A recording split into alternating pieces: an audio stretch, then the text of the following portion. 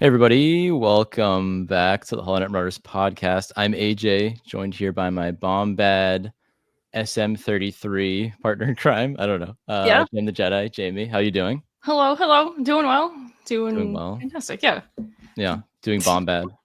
We matched tonight with our pirate skull and crossbone headbands. Look at that. Yeah. Yeah, and I meant to break this out last week, but I dug out my puffy Seinfeld shirt. So I can be piratey. Matt was dressed as a pirate last week, but he was. He's not here tonight. He's letting us down, but he's not here. He's off doing more important things. That's all right. But we are joined here by some very cool guests, John and Lacey from the Resistance broadcast. How you guys doing? Good. Good. Thanks for having us. Yeah, thanks for joining us, guys. Thanks so much for joining. We've been wanting to have you guys on for a good while now, so it's the perfect time, I think, to talk about Skeleton Crew. Oh yeah, something we've all been loving. Oops, sorry, Lacey. All right, now we're doing the show. There we go. Now it's a true TRB show. I almost had my moment. So rearranging a little bit there with the windows, but we're good. We're all There here. No, it's all good. I do have to tell you, I love the intro with all your little videos and your cosplay. Oh my God. I love that. Yeah. Thank all you. of our shenanigans. We try to update it for each show with anything new that we've done over the last handful of months or whatever. And so there's always something wild going on. Finding music is always something a little bit tricky, and this one was very tricky to find because we didn't want too piratey, we didn't want too swashbuckly, but I think we managed. It's almost like a complete rip-off theme of Pirates of the Caribbean. Pirates of the Caribbean. A little bit, yeah. What's the story with the train? Why is he in front of a train? So we were walking back to our house one day down the street, and it was actually a Family Guy joke.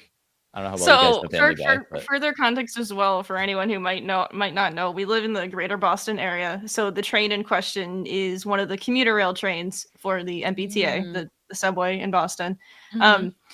So as AJ was saying, continue. I just needed to throw that in. I don't know how well you guys know Family Guy, but there's one episode where they make fun of like Stephen King movies. And there's a train that comes, and then another one comes. It's making fun of Stand By Me. And there's like a train scene. And all the kids are like on the train tracks. They yell, like, "There's another train!" So in that video, Matt is yelling "another train." I don't know why, and I just recorded him, and it's perfect for the end of the intro there. So I just love that he was in front of the train. I was just like, "Oh, he really likes trains." Okay, he does really like trains. We all really like trains. I mean, since we're here. Oh boy, I don't know what she's gonna go take the train. I do actually have. That's a model of the same train. What is happening? Are you guys a part of Big Train? No. No. Am I? Maybe. I do love the train. But yes. Anyway, I live and die by the MBTA. Honestly, that one scene in Solo, you guys were like, "This is our scene." Oh yeah. But that scene, the scene of Book of Boba Fett, like, oh my god! Yeah. Just don't get me started about trains and Star Wars. Wicked had a train. Wicked had a train. Yeah. So, speaking of Solo, I wore my young Han Solo jacket tonight. Looks in honor of hashtag Make Solo 2 happen. It looks so good. That. Yeah, there we go. It is. Which, have you guys played or watched Star Wars Outlaws at all? Dude, I am trapped in PS4ville, man. Oh. No. I have no time. Yeah. I mean, actually, I have to admit how am I too. here? I have 2 kids under 3, so I it's still have a fully wrapped Jedi Fallen Order. You do, and so do I. And I have, what's the one the flying one that they had that came out? Squadrons. I have Squadrons. Yeah. I played that once. Did terribly. Never played it again. Yeah.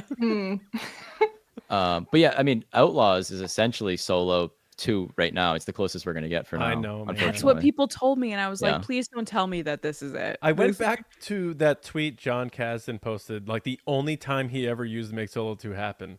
And he wrote, basically, here was my outline for the sequel of Solo. And then I hear people talking about Outlaws. I'm like, that's freaking, they just took John Kasdan's story. No. Yeah. Between that and the Crimson Reign comics, Crimson Empire, whatever. So, yeah. Yep. Hopefully we get something. I think there's hope. The Lando show is hopefully a thing. Movie at this point? Is it a movie? Yeah. They got to get him in there. They got to get Han and Chewie in there. They do. Right? They will. That'll be the compromise, and then like we'll just go away like Homer Simpson into the bush. Into the bush. Just be like, all right, that's it. That's See it. ya That's never. it. Goodbye. And then I'll want Solo 3. Yeah. And we just switched it up. Imagine a day where we get actual Make Solo 3 happen. That'll be a good day. That will be a All good right, guys. day. It's overdrive now. I want to get to our question of the week, but I actually want to get to know you guys a little bit. Now that we talked about trains and art, you got to know us. Right. How did you guys how the Resistance broadcast get started? And how did you guys start doing your thing over there? Well, I think we all met at a train concert, and then we collectively. No, I'm kidding. Other than You're really okay. We're past that. I got jam on that one. that was good.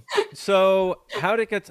It started with Star Wars Newsnet, and then I was invited on, and then James was invited on, and then we sort of became the hosts, and the other guys had left, and then we found Lacey, and it was 3 of us for 6 years.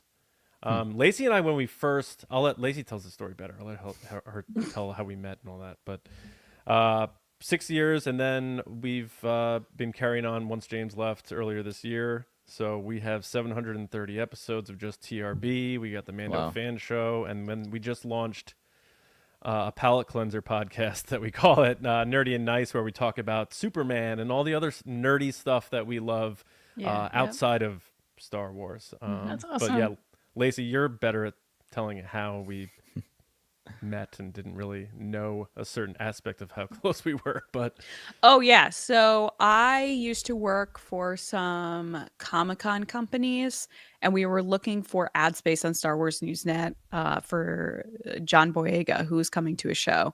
So I reached out to John at the time, and I was like, "Hey, I'm looking for ad space." So we were chatting over Twitter about ad space, and he was just like, "So would you want to maybe come chat about Star Wars on our podcast?" And I remember so distinctly thinking, people want to listen to me talk about this? Like, why? And so I said, I was at Disneyland at the time because I was like at another event, and I was by myself alone at Disneyland, which was actually pretty good. I'm not gonna lie. And I was in the line for a Big Thunder Mountain, I remember. And I'm like walking through the queue, and I'm texting him, and I'm like, "Oh yeah, I'll be back in Connecticut on Tuesday." And he's like, "Connecticut?" I'm like, "Yeah." He's like, "Where are you?" And I'm like, "I'm here." And he's like, "I'm here." And so it ends up John and I have been living about 25 minutes away from each other our entire lives. That's crazy. Yeah. Never know who's next door. Yeah, we had no idea. So that happened. And then I did like an interview with him and James where they were like, I guess checking the vibe. They were like, "Is this girl like normal?" well, she was swearing like a truck driver, and we always kept was. TRB so that like kids could listen to it and that sort of thing. Yeah. Like we pushed the envelope to an extent, but Yeah. And she's like blah blah blah blah, and I was like, I have toned it down over the years now that I have kids, but yeah, I was using it like a comma, the F word. So That's great. that was a very interesting kind of introduction. And then from there, it just kind of, it is what it is. Like we've been doing this for like, we were just talking about like 7, 8 years. I don't know, something crazy like no that. big breaks either. Like rarely a week off. And it seems like it was just yeah. yesterday we started. So it's like nuts that it's been this long, and we've been through so many movies and series and stuff. Because like everybody's talking about Force Awakens was 8 years ago. I was like, oh my God, I feel 9 so years ago. old. Nine years. 9 years ago. Yeah. Yeah. Oh, Crazy. Oh my gosh. So how many 300? How many episodes have you guys? like TRB alone's like 730. Yeah, and that's not okay. counting Mando fan show. That's not counting any Andor episodes, right? Or Galactic Goonies right Galactic Goonies, Book of Boba Fett, like all that stuff. So we used to do 2 episodes a week too. we so it was did like used to, yeah. every year was 100 episodes. So boom, boom, Yeah. boom. Yeah. And then we started the new podcast, Nerdy and Nice, and we, because Star Wars sort of dialed down news and content. We're like, I was like struggling to like come up with like, what if conversation topics and stuff. Yeah. So we're like, let's start a new podcast. We'll still do TRB. We'll put all the stuff in that. So now it's once a week. So our pace is slowing, but it prevents burnout, and it also like you get to put all your Star Wars into that. Yeah, it's a one better show. Yeah, You're not stretching it out. It Yeah. keeps it fresh. Yeah. That's awesome. Well, And congrats, guys, because like that's just Seriously. incredible, an awesome accomplishment. Well, and you guys have been doing it for a while too, though. So 4 years, yeah. about Yeah. 4 years. that's no joke. Like, how many Yeah. podcasts launch and then they just disappear? Yeah. It's funny because like we AJ, Matt, and I talk about this like a lot of like how we miss a lot of like our friends we met like early on who had podcasts, and like we still chat with like a lot of them, but we're like, man, I wish that so and so was still doing their show or something like that. Yeah, And it's yeah. just like it's funny to see the rise and fall of all the eras of all the different shows. It Right. is. Yeah, we It's had- tough to keep up with it. It's not an easy thing to do. So You I had some good applaud anybody, buddies. you guys, everybody that does it, because it's not easy. like you bring up a good point, because we had good buddies, Alex and Steve, Black Series Rebels, and they like hung it up and they're like, we're out, we're not doing this anymore. And it was just like, it was like that Jake Gyllenhaal gif from like Letterman, where it's like, bye. Yeah, just like it was good. It feels like a breakup. Feels like you're being dumped, but it's just your other friends who do a podcast about Star Wars. You know? Oh, Yeah. it is I tough. get it. I It's get it. tough. It's tough to do it for a while. It's tough to do anything for a long period of time, let alone like in the Star Wars fandom. Obviously, as we all know, it can be exhausting. But there's so many good people in the community too, and that's why like it's awesome we finally get to chat with you guys, in person, Likewise. online in person, and Yeah, like Of course. I like to meet these other positive beacon people in the community, and you guys are definitely that. So like Oh, Ah, thanks. thanks. Yeah. Likewise. Yeah. Likewise. Yeah. Thank you. Oh, jeez. Thank you. as a nice little mushy moment. But no, Yeah. it's cool to hear how you guys started up, because I didn't really know the backstory of all that. So it's cool to know. It's cool for people listening to our show to know. And I guess let's get on to our question of the week, where Matt can't be here, but he sent in a question. If Mhm. you could choose a planet, any planet in the galaxy, to cut off, and this is in Star Wars, of course, to cut off from the rest of the galaxy, what would it be and why? That obviously relates to At-Attin being cut off, and those other. Obviously we'll get into that, but what's going on with those planets? My dumb brain was like, well, At-Attin, because I don't Yeah, want yeah. Neil to get hurt. But then you're like, I well, mean, clearly this is that. I'm like, that- oh. That could be your answer. I mean, That can be, unless you think further.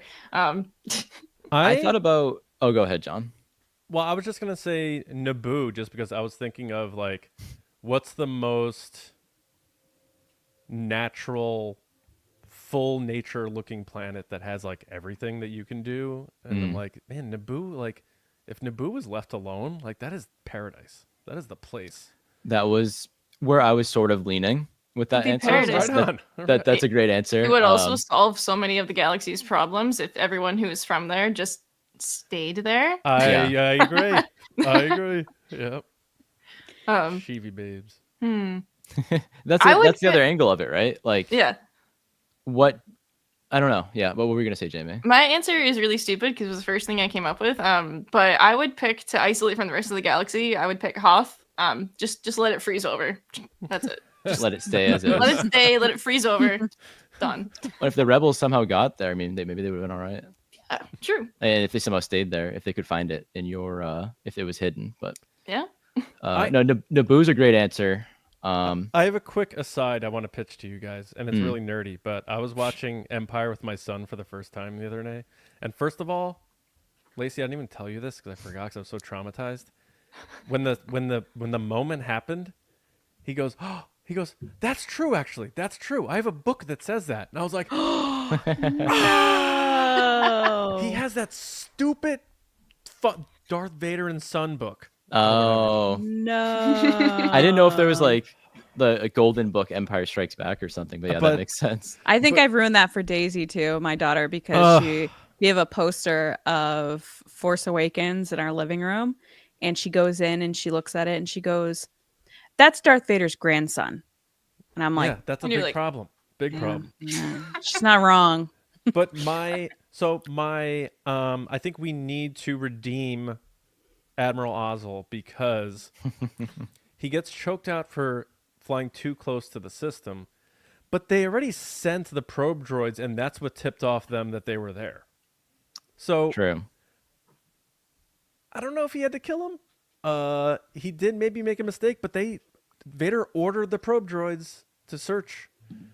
So it's really Vader's fault, and he just blamed it on him, which is He wanted to flex a little how bit. businesses operate sometimes Yeah, anyway. loose ends. But I'm just giving a salute to Admiral Ozul, even though he's a horrible person. He didn't make that mistake necessarily. That's all I wanted to say. That's fair. That's fair. I don't know if I don't know if Vader sees it that way. No, I probably not. So we have Naboo for our hidden planets that we want to stay tucked away and safe. Jamie, you chose Off. and Lacey, Yep. you went with At-Attin. No, Or do no, you no. want- I was just okay, okay. kidding. I was Okay. kidding I about mean- my lameness. I actually was going to say Naboo, and John said it. So I'm going to fall back on, I know it's not a planet, but Endor, just because the Ewoks have been through enough. So just leave them alone. Yes, that's another Sure. good answer. Leave them be. I feel like another way to Okay. answer this question is instead of protecting something, maybe if a planet was left alone, it would become a better place. And I think of Corellia as an absolute hellhole. And I don't know if it's this jacket rubbing off on me tonight or something, but I might choose Corellia. And if it didn't have to be a ship manufacturing planet, if it couldn't send ships anywhere or anyone could come there, maybe it would just be like this paradise. I think it'd Of still be pretty sorts. gloomy. There'd still be a Yeah. lot of fish. It might be like a Skellig Island kind of beauty though. Like it's gloomy but pretty. I was thinking the Yeah. same kind of thing with Yeah. Navarro, because like they've been through enough Mhm. too that I'm like, let them just remake their town. Wait, Jamie just made me realize that Corellia is basically Seattle. It is. It kind of is. Oh. Yeah, hold up. Let's think about that for Well- a second. It really just is like It's a like a raining fishing all the locale. time. Yeah. Hmm. Oh, good choice here. Great music. Oh, but- Frank. Alderaan would have been good. We all failed. Oh, Frank. Thanks, buddy. You know what? I choose Alderaan. There you go. That's your answer. Corellia would be funny though, because if it was Space Seattle, because it is raining all the time and there might be some sort of microcosm of musicians. Why not? Let's make it so. I don't know That'd where be Fig great. Grindan was from, but I don't know.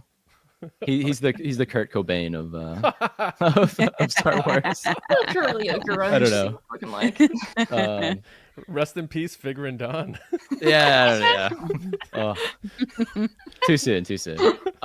So that's our little question of the week. Now let's move to, I guess, what can just be seen as another question of the week. Yeah, but it's, yeah. I'll run it. So character swap. we've done this before, character swap. So it is essentially you pick a character in Star Wars to switch places with a character in some completely other fandom, media, movie, TV, book, whatever.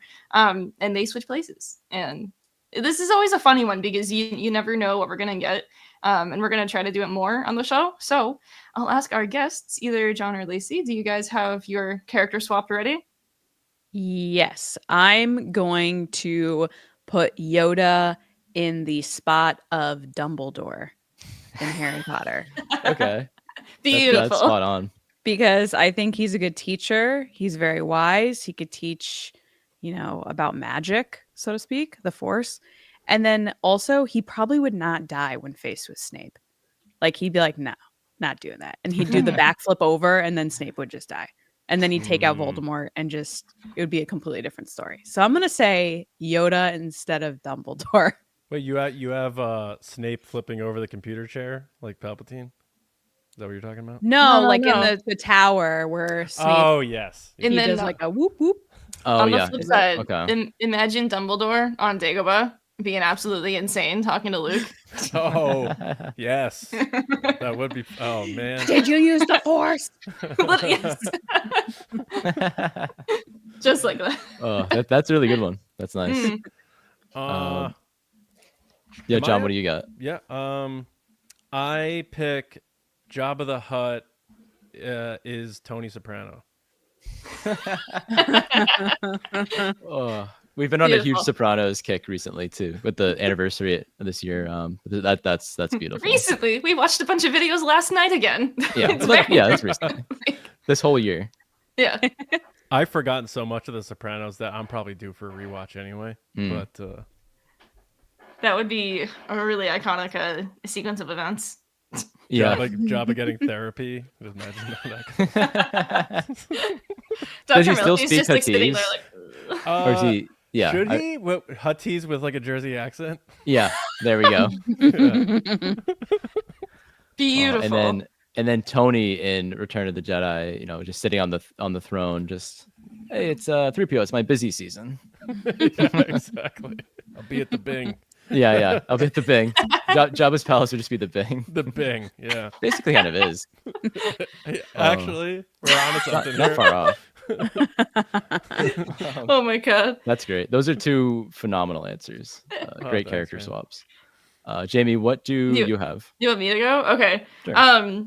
So this one I struggled a little to try and figure out who I wanted to switch characters for, and I actually just realized I wrote 2 random characters and not Star Wars ones. So let me fix that. I would switch Sandy Cheeks from SpongeBob with Cobb Vanth.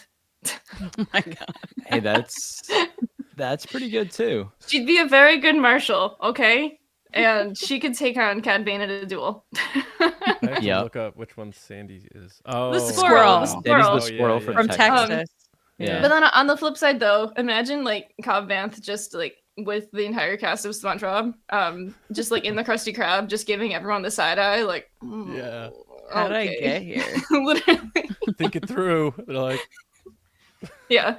That's a good one. That's Miyagi good. and That was really Yoda.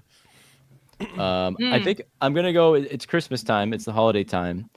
A holiday favorite of ours that we watched recently was Die Hard.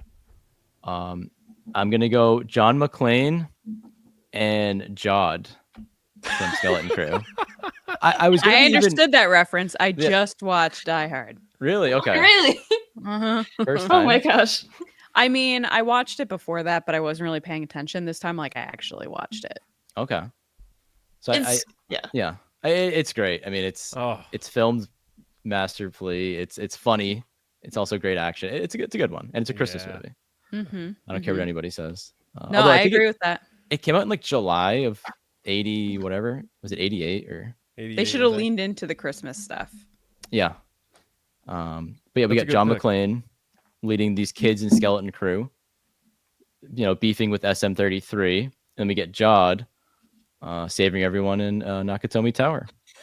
I almost was even more cruel. Well, this wasn't really cruel, but this would have been if I had Neil switching with John McClane. And after this episode, I was like, I can't do that. Like Neil could wouldn't not have do been able that. to handle it. No. Gotta be a Yeah, little no. ruthless there. Yeah. Absolutely. We were Um, talking about on Nerdy and Nice Me watching Die Hard, and specifically the scene where he uses the gun to lower himself down into the air duct. Like Neil would have just fallen, and you just and then that would have been the end of the movie. Like You would have that. passed out. Bye bye, Neil. Bye, it. Neil. man. So, what do you think of Die Hard? I loved Before it. we move on. Yeah, you liked it. Yeah, it was very good. I was talking about how Bruce Willis is like very attractive in that movie, but like I'd be okay if he made fun of me the entire time. That's a good take. But again, because we're all from the Northeast, I'm like, oh, New Yorker. Okay, yes, Yeah. sure, Mhm. I get it. Now you got to watch the other Die Hards. I've seen the first one I ever saw was the one where he's Crazy. saving his daughter. Oh. Leave Free or Die Hard. That was the first one I saw, and it was in the movie theater. And his daughter is Mary Elizabeth Winstead. Yes. Hera. yeah. And Cobb Vanth and Timothy Oliphant is the villain. There you What? go. yeah. Yeah. Right. That's the okay. So this is the only one I haven't seen because we rewatched Die Hard 2 recently, which is also a Christmas movie, and then Die Hard with a Vengeance. I love to watch that one. That's a Yeah. very good sweaty It's summer really movie. fun. Yes, Um, it is. You can uh, smell New York in that movie. You Yeah, can. yeah, it's ripe. Yeah, It's pretty good, but it was the first PG-13 Die Hard, so like Yeah. John McClane's walking around like this damn guy, and you're like, really, dude? Toned back a little Yeah. bit. Yeah. Or he says, you said the part where he goes "Yippee mother," and then they bleep him, and it goes to the next It's the thing. gunshot. Yeah. Shoots the gun. Oh, wow. I Yeah. never really thought of that. Yeah. Spoiler, sorry. Yeah. 2007 action movie. My bad. Yeah.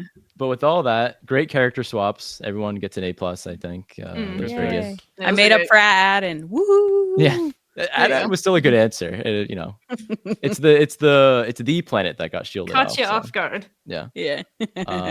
So with that, let's move to our Skeleton Crew breakdown, the entree of this whole thing we're doing here, whatever you want to call it. But speaking of At-Attin, we get to what we think is At-Attin, but it turns out to be at Akron. But did you guys, John or Lacey, did you guys think that this was At-Attin at first and we were already back, or what were you guys thinking? I think it was from the moment they open the scene and like the shield thing is kind of messed up and there's stuff floating in space that's all run down, I was like, this isn't right. This isn't correct. Yeah. I've been going with the the coming of age blueprint, and it's like they never get home and then leave again and then get back home. The whole thing is getting home. Yeah. And they're going to get back home, but I think it's not going to be till like the last episode or maybe the last two. But so I just had a feeling when they blasted off from that moon, I'm like, they're not going at it. Yeah. Yeah. Yeah, I mean, they Jod freak out though about the autopilot. I'm like, all right, so he's either the greatest liar of all time or he's in over his head too. He doesn't know what's going on. So Yeah.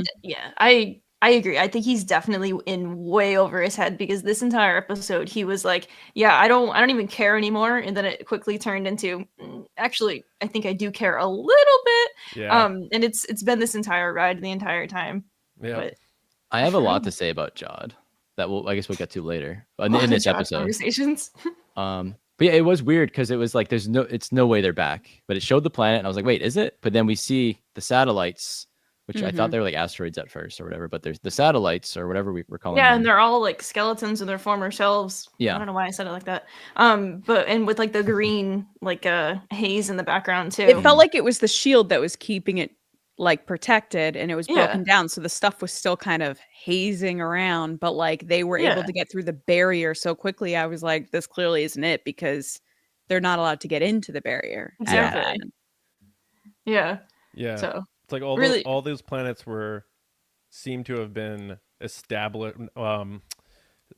Like, what do you call it? Like created? Not created, but they were all fixed the same way with whatever was going on around the perimeters of each. It seems like copy and pasted over. Yeah.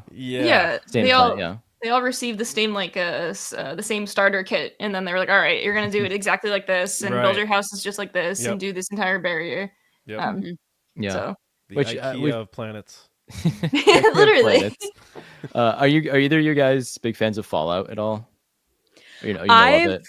Yes. So I watched the first, I think, 3 episodes, and I haven't had a chance to finish the season. But like, I have been drawing those parallels so much of like the vaults, like one's all run down, then one's this like perfect little image of what it should have been, like 1950s, whatever. There are so many.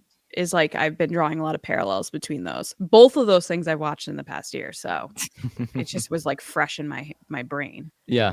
There's been from the very beginning of the show, like from the get-go, I thought it was super Fallout, which is the way it was so eerily perfectly dystopian. I was like, no, this is like very Fallout. Like the kids taking the test in the beginning, like that's like a big piece like in Fallout of in some of the vaults, they made the kids take a test really early on just to determine their life. But like seeing all of this, and it's just, I love seeing the failed experiment version of this. Not quite an experiment, but we still don't know what like the greater cause was for all of these planets.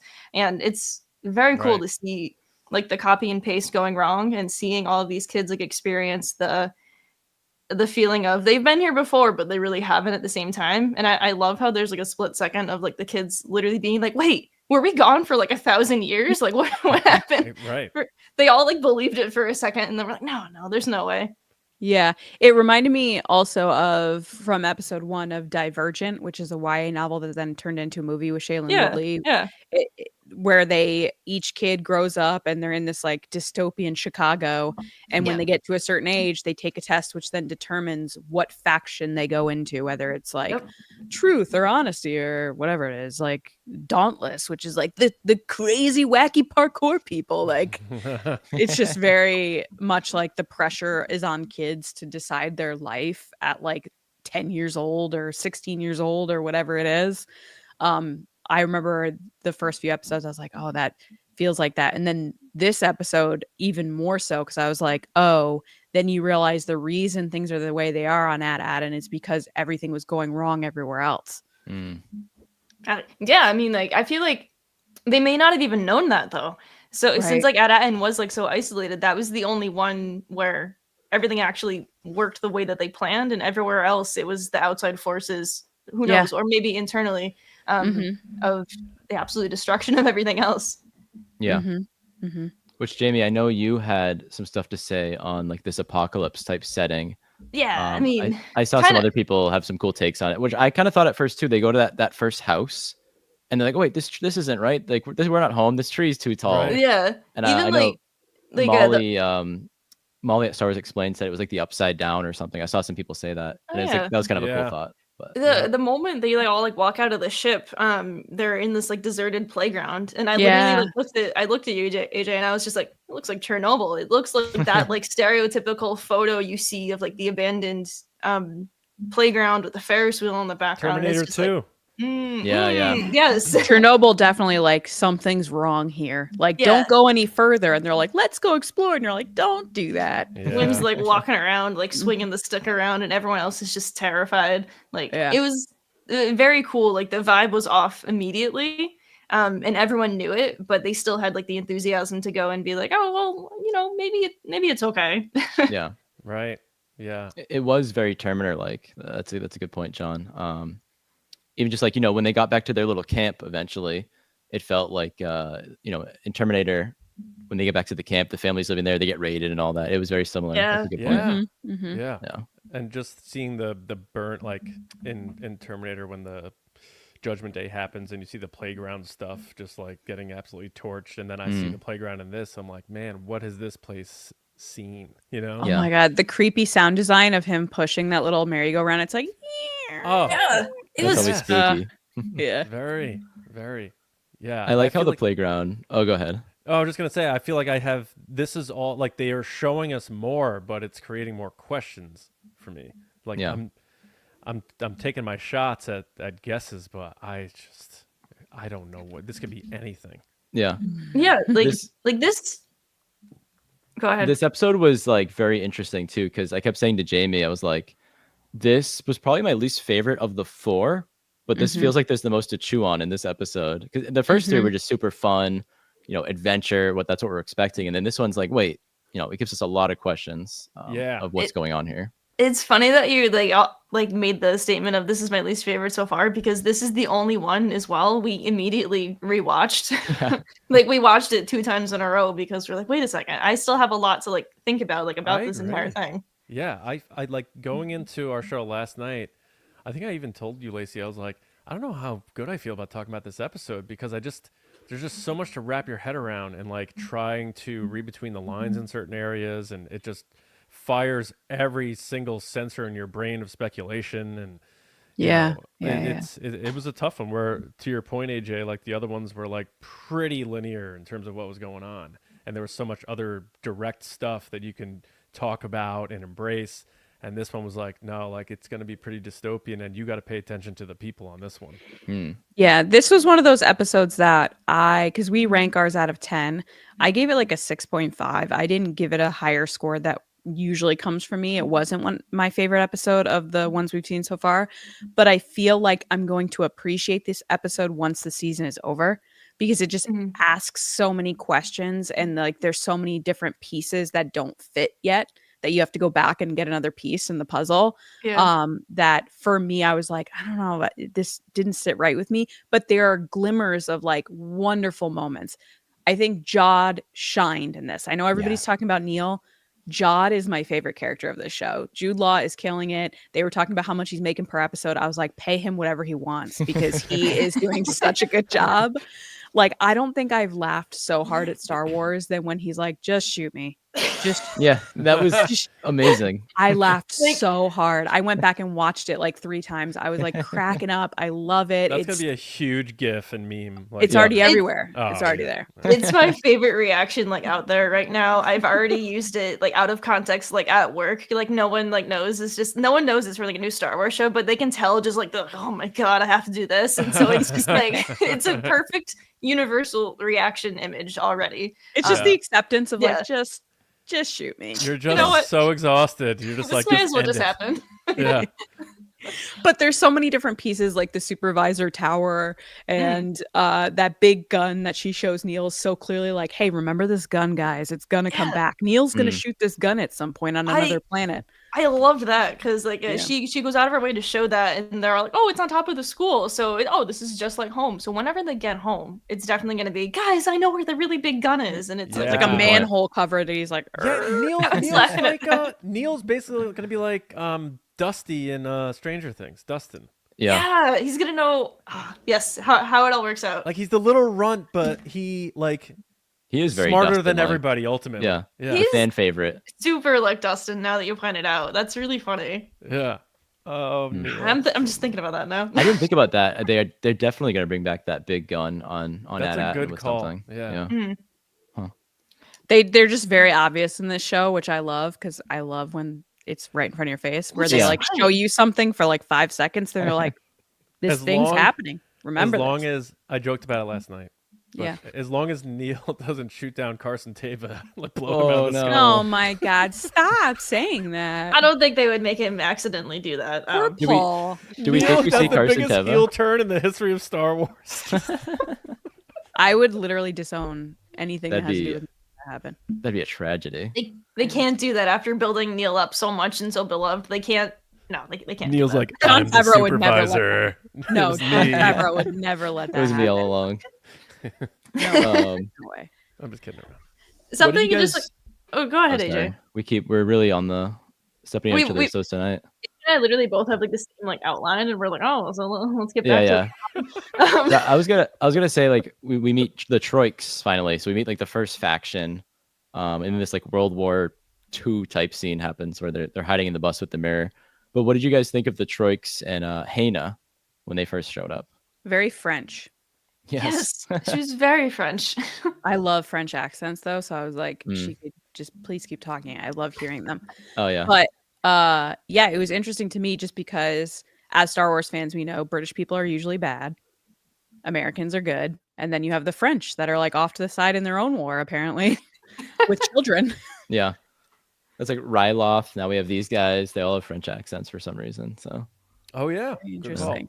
Very interesting. Yeah. Yeah, I picked up on the World War II stuff. It just like even some like really direct stuff. Like I remember from Saving Private Ryan seeing Tom Hanks's character using the mirror to look around the corners and stuff. Yeah. And, like she's doing that, and the tank's driving by from the side view Helmet. shot. She has a The blatantly. helmets, Yeah. the haze. Just it was so like war torn European World War II. And Yeah. yet the accents even made it feel like it was that way. Yeah. And then you look and you're like, oh yeah, I'm in Star Wars. Like, whoa, like holy Mhm, cow. mhm. So I thought that was all really cool. I didn't the only thing I could think of in terms of like, are these people going to be around long term is I don't think so, unless they do what Mando does, which is like they meet all these people along the way and then somehow they contribute in the end, which is like the Mando way.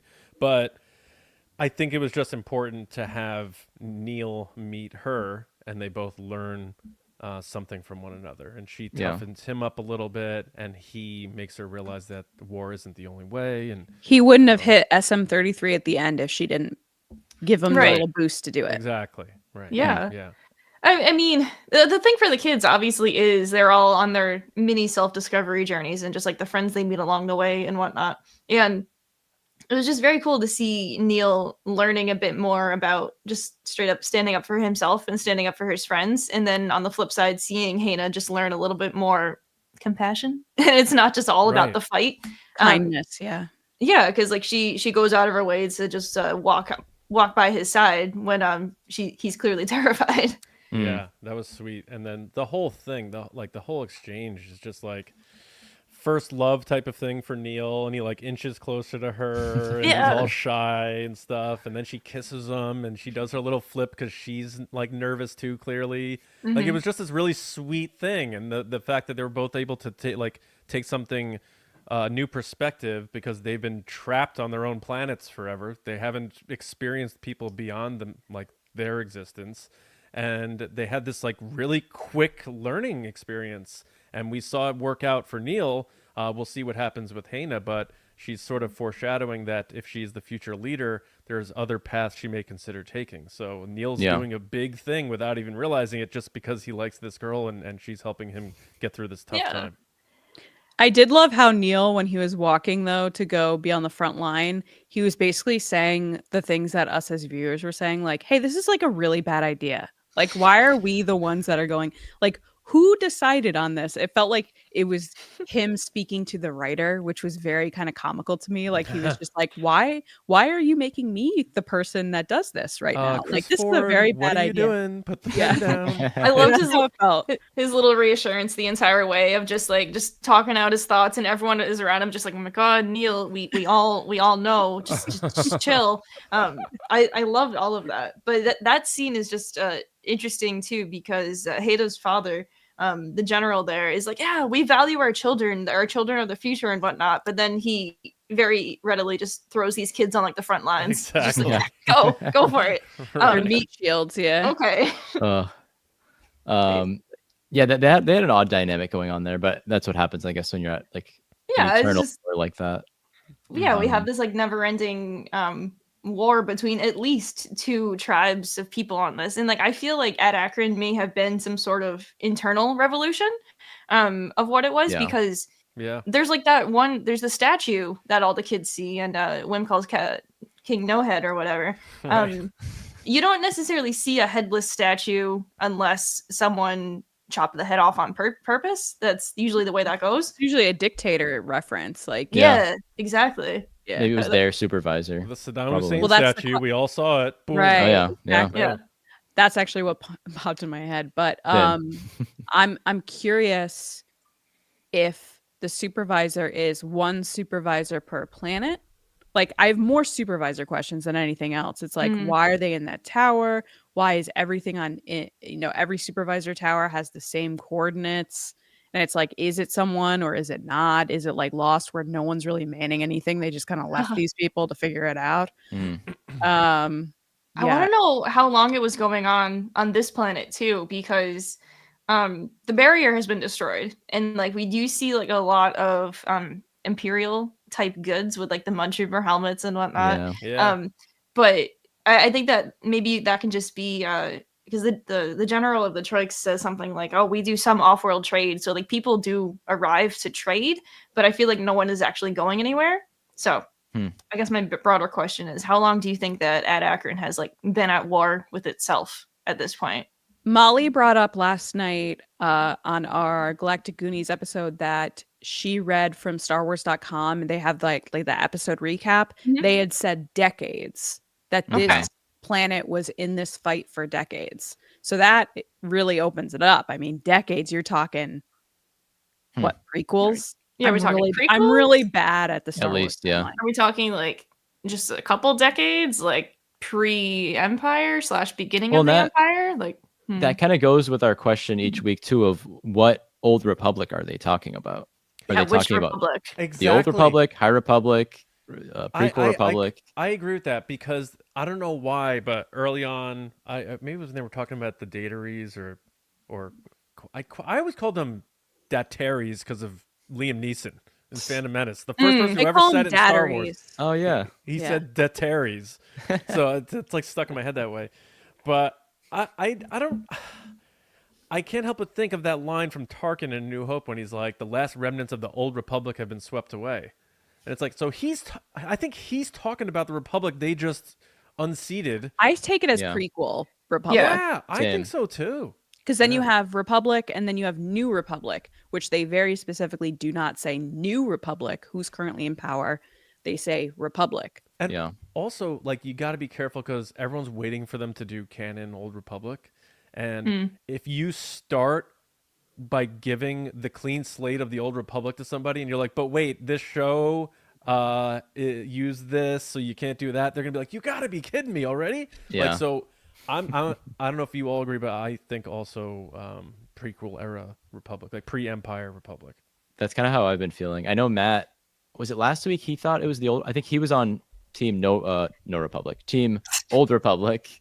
I think Matt's firmly on team Old Republic. I'm somewhere in between with Team High Republic, just because they mentioned the great work so much on At-Attin, which was like the whole shtick with the beginning of Phase 1 of the High Republic.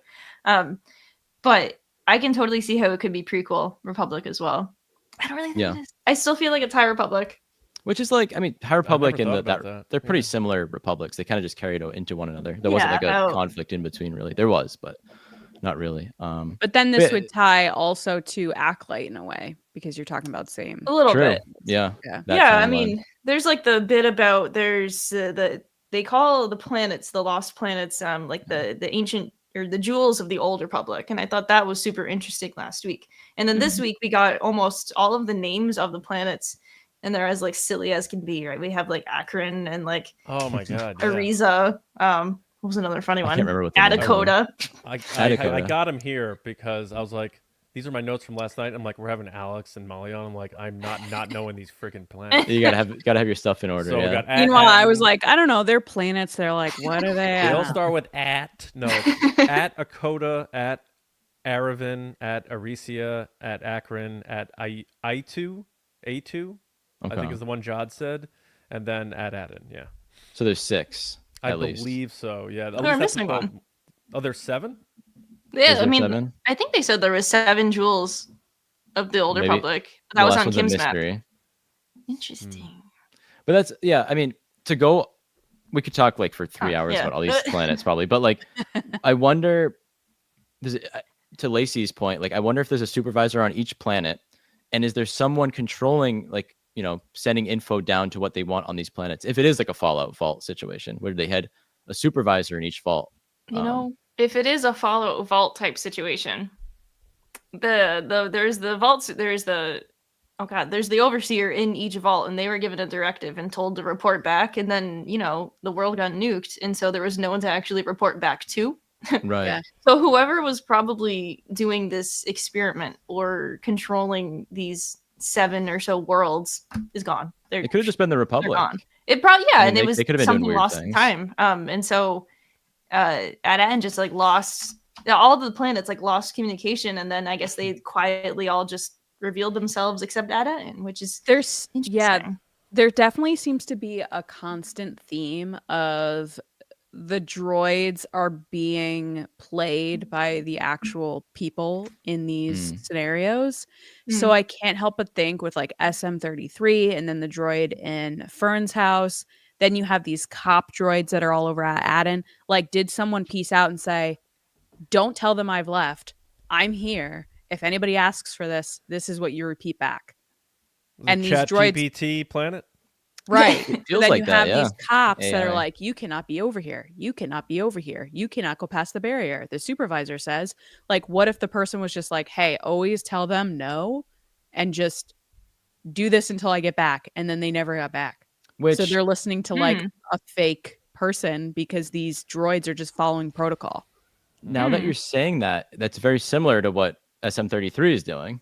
Exactly. He's following protocol. Yes. So like he's definitely connected. He is connected to this whole mystery too. And I wonder if he was working for the supervisor, which maybe it's his old captain. We also don't know how long the ship and SM-33 were just like buried in the ground on At-Attin.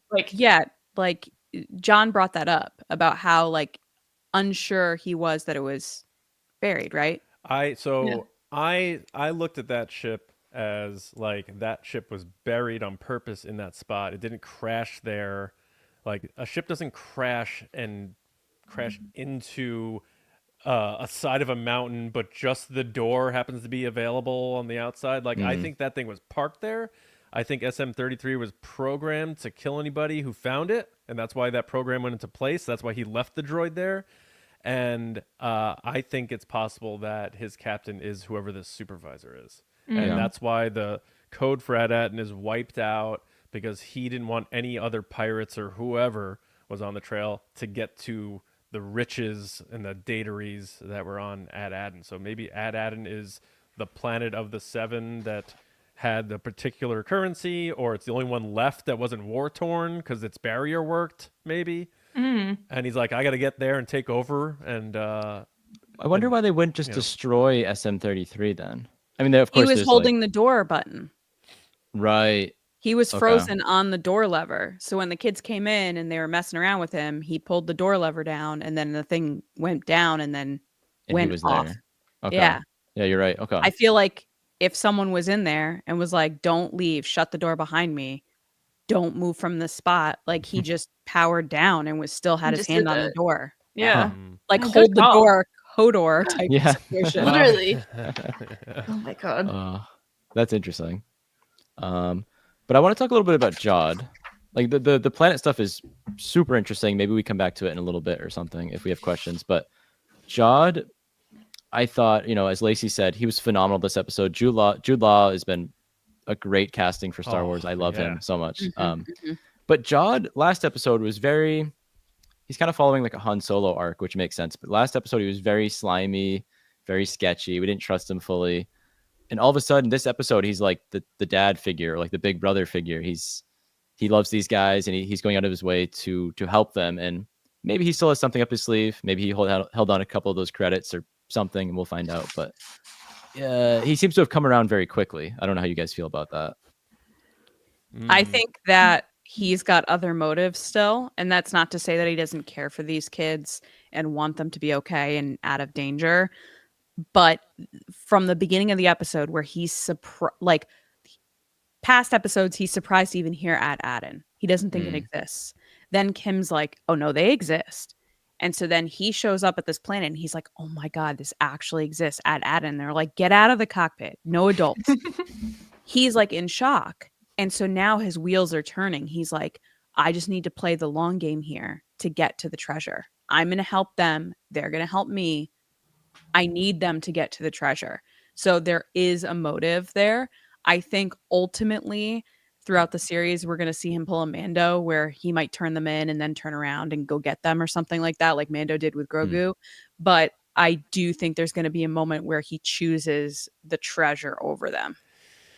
I agree. I mean, this entire episode, he's been doing the pretty much like surprised at every turn. Like he's like, it's the kid's world, and he's literally just living in it. He's just a guy that's there along for the ride. But I completely agree that he's just in this for the long game at this point. Like he knows that they're the key to all this, and he just has to go along with whatever they want in order to figure it out and hopefully get the rewards.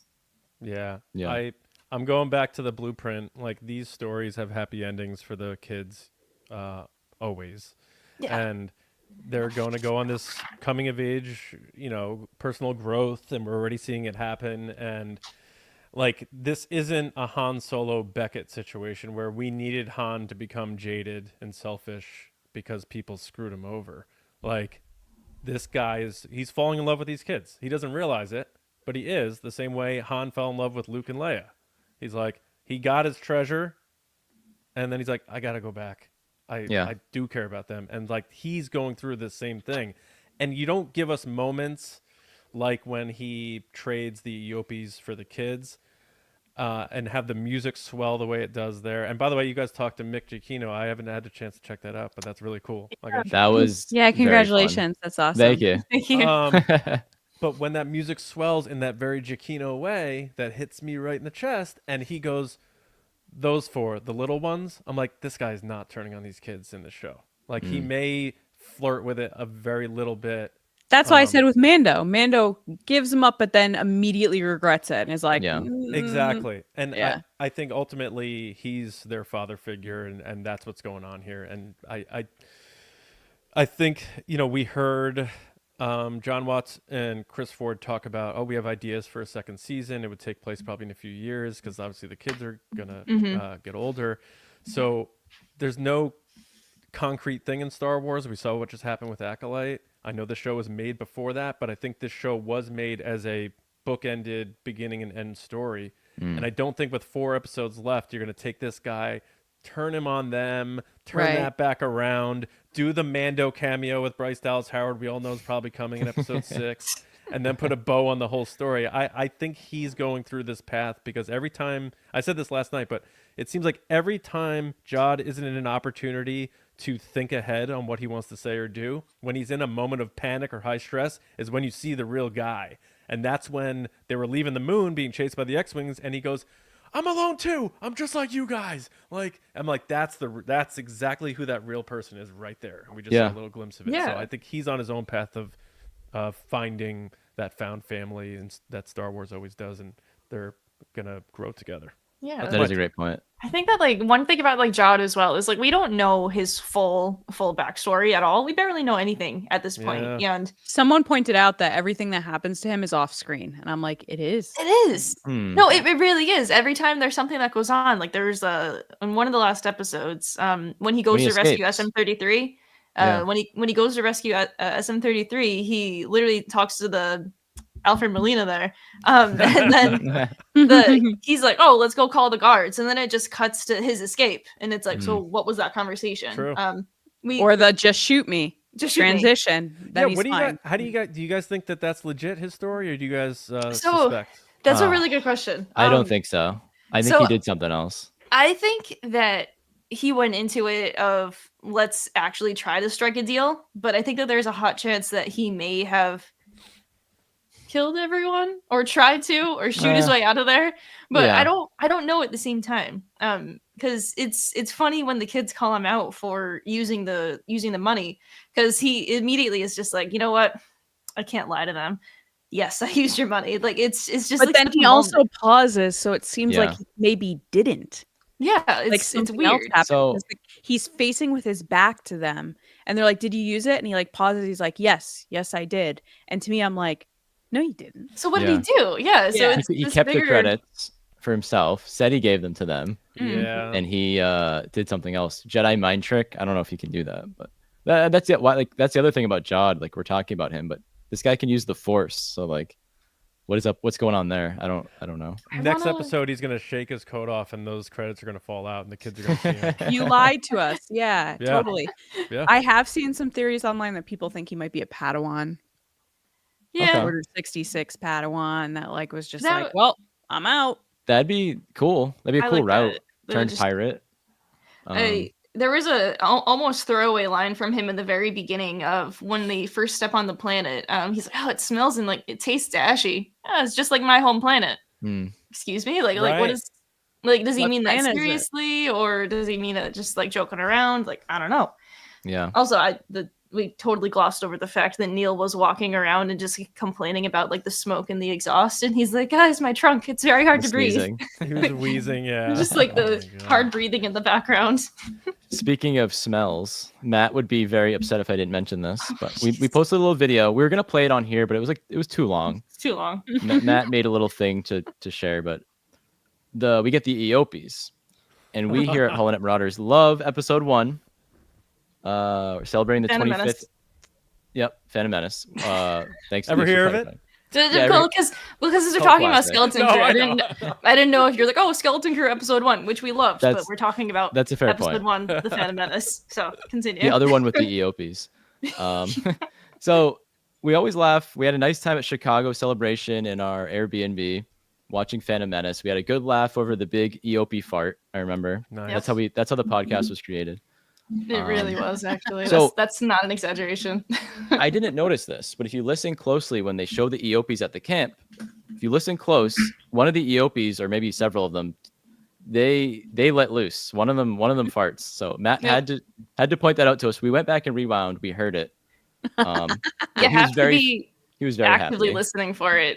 If you're just casually watching the show, you don't necessarily notice it, but it's when they're on the top of the school and Haida points out what's going on with them, you can just quietly hear a You nice should fart. tweet at David Collins and be like, at David Collins, is there a fart in this scene? Because he did I the gotta- sound design, and he will tell you yes. Because everybody was talking to him about Star Tours, Was it?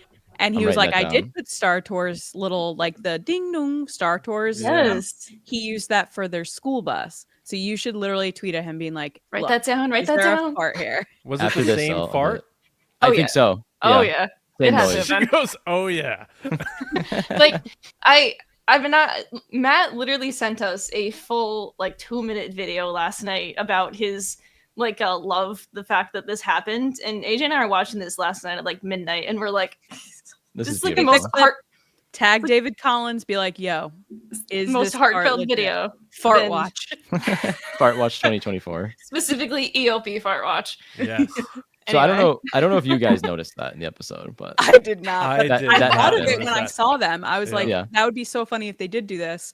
But it's funnier now that it's like subtle. I Actively was listening. fixing my headphones. 'Cause I thought you were going to bring up the audio. Like we were going to do some like JFK assassination Zapruder stuff. But I wish. I mean, I No, didn't prep no. enough for that, but that there would was have a been nice. second farter. Yeah, it was this new EOP. Took a Additionally, left I turn love in midair. man. Matt's gonna Always be gotta squeeze the pissed he Seinfeld missed reference this in. conversation. Yeah. Oh, I know. This is like Matt's #1 topic, so it's too bad. But anyways, where were we? Let's Before talk the about fart. Neil. Let's talk a little bit about Neil. And Neil's day-long anxiety attack. Poor guy. I Nathan brought up here. He loved the message about peace, and I did too. I thought it was great. But I also thought he's so naive because he's like, you know, Bingo. I want to grow up like my mom and be like and work in the factory. This is like he doesn't I'm know. an analyst. Yeah. He's a very peaceful life, but he's also kind of just in a corporate hell at the same time that he doesn't know about. So They're in their Right. own prison. Yeah. yeah. So like I It's kind of kind feel of like a gilded cage. Yeah. False freedom. Yeah. Yeah. He out of all the kids, he really is, because he has a perfect family, the parents who love him, the siblings who love him, and everything is just secure. And so he's like the best example of that, definitely. It's the red pill, blue pill thing. It's like Yeah. he's Definitely. happy. He can taste steak. It's fake. Like it's all created for them. You are this path. We already wrote your life for you. Go live it now. But he doesn't know anything else, and he thinks it's a great life, you know. But it's Yeah. like, at what point, you know, it's like that decision in the Matrix. So Neil's. I mean, why got would to you learn with a some things. bathtub that big? Oh, I know. I'd be like, okay, Time sure. of his life. Yeah. It's on the flip side for pretty much every other kid as well. Like Wim is like always like seeking the adventure, and now he's finally gotten that full adventure, and he can't get enough. But then we have Fern, who never was really seeking the adventure, but was just seeking to be a rebel, and now she's gotten that fill of it, and she's like, I'm done. I want out. I am completely done. Stop looking at me for answers. And like I loved her moment at the end of the episode where she's like yelling at Wim for being like, I don't want to do this anymore. Like, don't come to me for answers. Oh, so good. So really good. Well, Yeah. it's that pressure from her mom that's been building up over the years, like leading the class, being at the top. She's like, maybe I don't want to be the top. Maybe I want to be at the bottom. Maybe I don't want to be noticed. Like, maybe I just want to be myself just exist. and not, live up to this expectation of what you think I should be. And so Yeah. all these kids are looking to her, just like her mom is expecting people to look to her. And she's like, I don't want to be the undersecretary of the supervisor. Like, I don't want that trajectory for myself. Yeah. But It's at funny the that same time, she's still scared of her mom. Yes. Yeah. Definitely. It's funny that she like volunteered for this like role in the first place too. Like she volunteers to be the captain, just like volunteers herself. But I guess it just goes to show she hasn't really experienced having to like lead a group of people before. And so I don't know. The best experience is sometimes always just getting thrown into it head first. But this might not be the best for her at this point in time. Yeah, I think the captain thing was like a claimsies. Like, Yeah. I want to be the Definitely. captain. And then you Yeah. realize what the captain comes with, and you're like, wait, I do not want to I be the captain. agree. Yeah. And I think it's just such a, like the writing, the nuances of the writing to me have been so on point, because like having that moment where, and Wim's had some of those moments too, but having like Fern, who's been sort of this not, I want to say like one-dimensional, but we haven't gotten to the core of her yet. Like we've Yeah. seen emotion from everyone else. Even like KB is starting to like loosen up, you know. But that moment with Fern was like so huge, because it's just this reminder in the writing that these are little kids, and it's like, because sometimes in Star Wars the kids are all knowing. Like look what Anakin was able to do, and like even in other movies and TV shows, Home Alone, 'tis the season. Kevin doesn't need anybody, and it's like seeing her break down like that. Like as a dad, as an adult, you know, you want to just like wrap your arms around them and be like, you're going to be okay.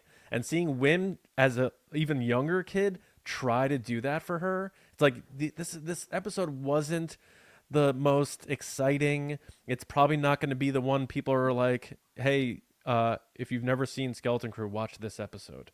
Probably not. But it is so important with the relationship building. We took like a hyperspace lane of like really bringing these people together, including Jod, and the connectivity between the 4 kids. I feel like has taken that leap we needed it to. Now that we're at the halfway point.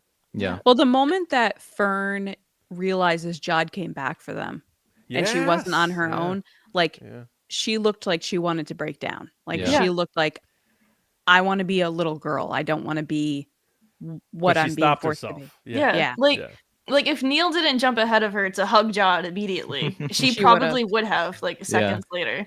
But that was like borderline heartbreaking, but like really just a really good moment to see her trust him finally a little bit. Yeah, absolutely. I agree. Especially because she told him to stay on the ship. She was like, SM-33, make him stay on the ship. No adults allowed. No this, no that. And then here's the guy that you kept telling no to. And then here he is showing up anyway. And she was surprised because I think she's used to pushing people away. Yeah, definitely. Which is something we see a lot in Star Wars, of that hesitant for the found family. And then, you do embrace it later. And it's going to be heartbreaking if and when Jod does choose the treasure over them. Fern will feel so betrayed. So, I mean, they all will. It's going to hit Fern harder, though. Yeah, it'll hurt because it's probably happened before to a degree. But yeah, no, all the kids, we've said this before, like all the kids are so great because you kind of see yourself in all of them in different ways. They're all so different, but we can relate to all of them. And I want to talk about KB, who didn't do as much in this episode, but I thought she had a lot of very interesting things going on. Like first, she blasted all those things down like piece of cake. I don't know if it's because of her visor, or I also still don't know what's going on with that visor. We know she has a health issue of some sort. Right. And she wore the visor down most of the episode. I'm sure it's probably like an anxiety thing, or something like that, comfort. Maybe. I would say comfort. More Yeah, than anything else. Exactly. Yeah, she also had a moment where when they see the statue, the headless statue at first, and then someone takes like a shot like at the top of it, everyone ducks and covers, and she just continues like staring at it, like she's trying to like piece it together further. I don't know. That was just like an interesting moment of like, is she like feeling something else? Is she trying to like put together, like visualize what this used to be? It's just a lot of unanswered questions, and like she doesn't speak that much, but when she does, it's always like purposeful. Yeah. And I really like that about her. She's very mysterious. I agree. She's very in her head. Yes. Yeah. I did like seeing her lighten up a bit with the high five, and we're gonna see her like start the high five later on in the season. You know that. But you make a good point about like if she's feeling something, because whatever reason that made me think of her one-on-one with Jod when all the other kids are sleeping, and she's like, "You're not a Jedi. I calculated it." And like, are force feelings to her what she thinks is calculation? Like, is there more to her than maybe the eye, Yeah, I mean, maybe this could like this is a reach. But it's kind of like in the High Republic when each Jedi visualizes the Force like slightly differently. Like some of them view it as like the oceans. The Wookiee Jedi Bryaga views it as like a big tree with all the roots, and so like maybe KB views it as we don't know, but maybe if she has some sort of force sensitivity, she views it as like some massive equation or just like an electronic like map of some kind. That could be really interesting. That could be very interesting. Her parents did panic about her health issue, so that hasn't come up yet of what it is. I want to know what the health issue is. Like, is it something simple? Like, is she like diabetic, or is she like force sensitive? I want to know. Like, like what is it? That's a good point. What if the health issue is force sensitivity, and they either don't know about that, or they wouldn't really know about it? Yeah, maybe they don't know about that, but someone knows about it, and I still believe her headset and like implant is some sort of like dampener. But like a governor, like a restrictor. Yeah. Because like she has the piece embedded into her, like her head, and then the visor obviously goes up and down. But like I don't know, so that thing's getting broken in like the last episode, and she's doing crazy stuff. I mean, in episode 3, remember they're breaking out, and she does something to get them to go the other way or something, and Fern goes, "Well, I guess KB has the Force too." So yes, that's also just such a throwaway line, and like I don't know, that just makes me that. Just now, I'm thinking of how in The Force Awakens, Rey's sensitivity like pops up because Kylo Ren's on the same planet, and like that's literally what like jumpstarts her, and then also in turn Finn. But like maybe like literally KB needing Jod like jump started it like a little bit further. But hey, we don't. Yeah, we don't know. maybe. Okay. We don't know anything. Hey, Let's live speculation. let's This is lob good. that one Yeah, out there, guys. Yeah, That's a good I one. like it. I like it.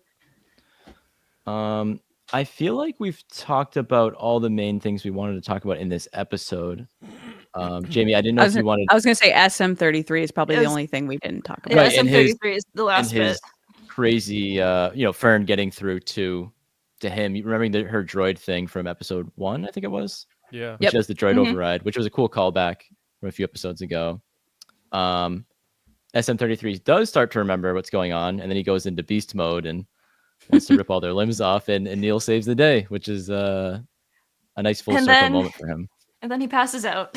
Yeah, and then he passes out. I love that. Like, I could not relate to someone more of like actually finally taking a stand, and it's just so much. You just feel like, all right, like it's What just a long day. Look, I said it earlier. The poor kid has an anxiety attack the entire day. But he really came through in the end, and I'm just so proud of him. Like that is what it is. Yeah, He deserves a big bubble bath after all that. Oh. he does. It's gonna be a while though. I know it's gonna be a bit. I laughed. don't know. I don't know why. Like Lacey last night was like, "You laughed at that?" I was like, "Yeah, I don't know why." But when Jod like leaps from off frame and does the diving save to shut off, I laughed out loud. I don't know why. I don't know if it's because I'm over 40 and I'm like, dude, I gotta respect the athleticism there. Yeah. Like, but It is a funny moment. He also just has like a lot of like one-liners after every single thing he did this episode as well. Like Yeah. they get in the elevator. So what are we doing here? And then like the coordinates are gone. Yep. They're gone. And then Yeah, he they're like gone, alright. hit the off switch. Like it's just he's the best. His reaction Yeah. to Neil throwing the rock at SM33, he's just staring at him like, oh, did that just happen? Like, and then he runs over. Besides the just shoot me line, my favorite one was when they were like, "Are you sure you don't want some of our best hides?" And he's like, "How many hides?" And they're like, Yeah. "What?" He's like, "Just kidding, Yeah, just that's kidding." so Yeah. good. Yeah. It's The acting is great by him. He and by immediately everybody, became but- he immediately became a dad the Mm. moment that exchange happened. exactly It like came over him. the funnier part about like that exchange as well is like that the guy running the Troik doesn't know who the heck Jod is. He doesn't know that he knows these kids. So he's literally just Yeah. like, why do you want these 4 kids? All right, take them. That's a good point. Sure. That's Like, a good point. No Yeah. clue, but it's clear that they know who he is immediately. But at first glance, though, it's like, okay, Yeah. I'll give you to this Yeah. strange man that's not from our planet. Okay. Also, Jod's really good at the Eope call. Yes. Yeah, what was up with that? He was like, it sounded very Gungan, I guess as it should, maybe, or I don't know. There's like Or a not he, Gun- he the Eopies are from Tatooine, so I guess it wouldn't be. I got mixed up. there's like a couple of them. He has the one that's like before it's revealed it's him. It was very Obi-Wan doing the crate dragon noise. And he comes out of this, the smoke. just like appears. Similar enough. So in the special edition, they'll do a different sound. We'll get Jude Law to come back and just record something absolutely wild. Absolutely crazy. But yeah, I somehow almost forgot about the SM33 nightmare moment. But I think now that is everything that happened. Pardon me. In this episode. But we can move on to our episode MVPs that we do every week. Yeah. So episode MVP is we all just pick our favorite character from this week's episode, and then following that we do Glup Shido of the week. So you pick your favorite Glup Shido of this episode. If you're struggling to pick one, you can pick one from the entire show so far, but preferably from this episode so far. So we'll do character or MVP character of the week first, and we'll do our guests first. Lacey, who would you pick as your character MVP? I'm gonna pick Jod. I know everyone's gonna go with Neil probably because he is adorable, but Jod, the comedic timing, the delivery, his hero moments, just like the intrigue, the charm that just oozes out of Jude Law. I'm going with Jod, and he wears the Perfect. hell out of that blue shirt. So I'm just gonna immediately say copy and paste also Jod for all of those reasons. Double down on the blue shirt because the bare chest and everything. I'm just like, guys, It's too much. It's too I much. couldn't. I had to It's wear just a shirt enough. underneath, my pirate shirt tonight. I couldn't live up to that. So we weren't doing that. No. But we'll continue around. John, who is your character or MVP? It was also Judd. Slightly different reasons, but just So not his- the shirt. Not the shirt. not the shirt. I mean, I don't credit guys for shirts unless I feel like I could wear it, and I can't wear that shirt. So I bet he smells really good, by the way. Jod, I bet he Me? smells like absolute ass. No, I'm saying Jude Law, not Jod. Oh, okay. Oh yeah, Jude Law. Yes, Jod. No, that guy smells Judd like a ass, dumpster. Jude Law. It smells Jude like Law the definitely movie The smells very Holiday. good. Yeah. Yeah. Yeah, Judd for me just because the humor. I think like Jude Law has just like slipped so seamlessly into Star Wars. It's just like it's like a no-brainer casting the way Donald Glover as Lando was for me. It was just like Yeah. you get Yes. Great if point. you experience like explain that character, and you were like put up a few actors, and like one of them was Jude Law. I'd be like, bingo, let's go, and he is nailing it. The kids are great too. I'm not trying to take it away from the kids, but this episode I'm giving it to Judd. I feel like it was just it was a big Judd episode. Neil's gotten all the headlines, but I feel like Yeah. Judd was my MVP. We don't have one of these often on the show, but we're gonna have a Jod sweep tonight. All right. Wow. 4 for oh my 4. god. Wow. We're stacking the deck. No, I mean Jod was I always try to pick someone that had like the moments that really made me laugh, made me enjoy it. Like and like as you all said, maybe it was the shirt too. Maybe it was the shirt, but Shirt. the delivery of so many lines, even when he was explaining after they got the EOPs and he rescued the kids, I found the credits and he like makes a funny noise. He's like, like I gave him to them, and it was just like a simple line that was just like that's perfect. Jude Law. Or the puck he turns on that's playing that like dun, dun, Yeah, dun, the dun, Christmas dun, dun, he's special. holding it Yeah. and he just throws it on the table. Blank stare. Just no. And we didn't even talk about I don't think we talked about it, the babysitter mode. Come on, baby. Oh, like yeah. SM33, like babysitting mode. yeah. I could watch a whole episode of him and SM33 just hanging out. I thought that was yeah. great. I loved every bit of that. Yeah, Nick Frost has been Incredible. Amazing. underrated. Like so good. Yeah. Okay. But Jude Law, like you said, it's like why wasn't this guy in Star Wars sooner? But I'm glad it's now because this character is perfect for him. So He's like I've been saying the past couple of weeks, but he's quietly ticked like all the major boxes of like the big franchises like Star Wars, Marvel, and Harry Oh, Potter. And so right. it's just Yeah. like, this guy's quietly there. Sherlock Holmes too, if you want to toss that in the past. Other stuff Right. too. But Mhm. anyway, the cool. holiday. The holiday, of course. Look, Matt brought it up. Was I it have last week my, Matt brought up holiday? Mr. Napkin Head Ornament. Napkin head. Oh, very nice. Beautiful. That's great. Just have it next to you, ready to I go. just got it in the mail and it hasn't left my okay. desk. Let's pull quickly Glup Shido of the week as well. There That's a wasn't as tougher many this week, but we might be able to grab a couple. Jude Law's shirt. No, I mean, yeah. What qualifies? I understand So- like what it is, but I don't know what qualifies, to be honest. At this point, technically, it needs to be a living person.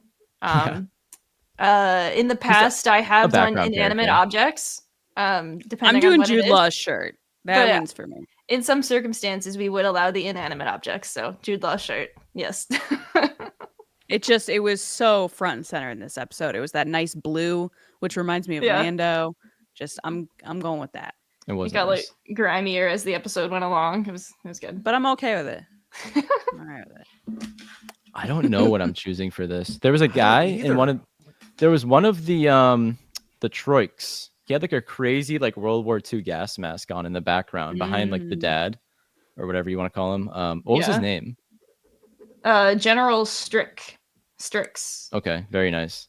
Yeah. I mean, he could even be a Glup Shido, right? But so there was some I guy in the could do it, yeah. background that I loved. So gas mask guy. Gas It might have even mask been guy? an alien. Oh, wait.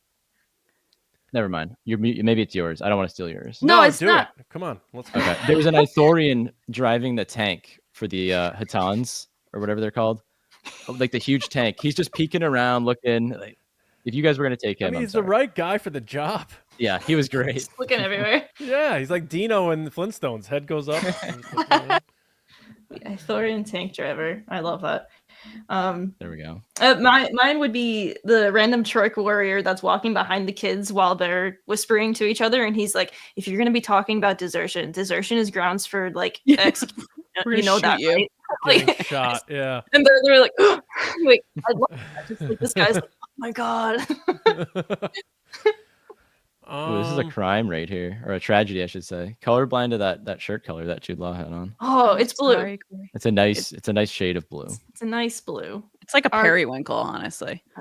Yeah, periwinkle, baby blue, sky blue. It's up there. It looks very nice. a lot like Lando's shirt from Empire. Doesn't it? It does. Maybe that's what they were going for. A The deep costume V. designer. A touch more piratey though. Yeah. Who Yeah. would've thought? I don't want to be a pirate. All right. And on that, I want to thank you guys for joining us tonight. Wait, did John choose the? John was Yeah. hoping Oh, you were gonna. yes. I was. Oh, sorry. Yes. Okay. Yes. All right, So anyways, I'll say all right. I'll say one. I will say the Thorian guard on the roof. How about Yes. he was good. That was a that? good Not one. very intimidating. Just did a slight neck turn, like I'm doing enough to get paid, but that's it. Yep. The other guy. I love Yeah. it. The other guy. They were brothers. That's my backstory. Maybe. All right. Him and the tank Maybe. driver on separate sides. Oh, it's like Lost Stars, but for Thorians. Yep. If we're Yep. talking about not actual people and just random things in the episode, I would maybe do also Hannah's parkour flip away after she kisses Neil. That's also a really good one. That was good. She did love Uh, parkour. That was very good. Yeah. Well, with that, I actually officially do want to thank you guys for joining us tonight. Yeah. And joining us tonight. So, if for anyone who's been in the chat tonight, Lacey and John are from the Resistance broadcast. So check out their content online and on every single social media as well. It's TRB podcast, correct? Yes, it Yes. is. Thank you. Awesome. Thank you guys so much for having and us. then we're so happy we had you guys here. And then thank you to everyone who's joined us tonight in the chats and chatting along with us. And then if you have been watching this video live, we also offer this as an audio podcast, so you can take us to go on any major podcast platform. And then this will just be available on YouTube. And so HoloNet Marauders are on social media everywhere at HoloNet Marauder. And we'll see you guys next time on the HoloNet Marauders podcast. And wanted to put one thing in. We did have John mentioned it earlier.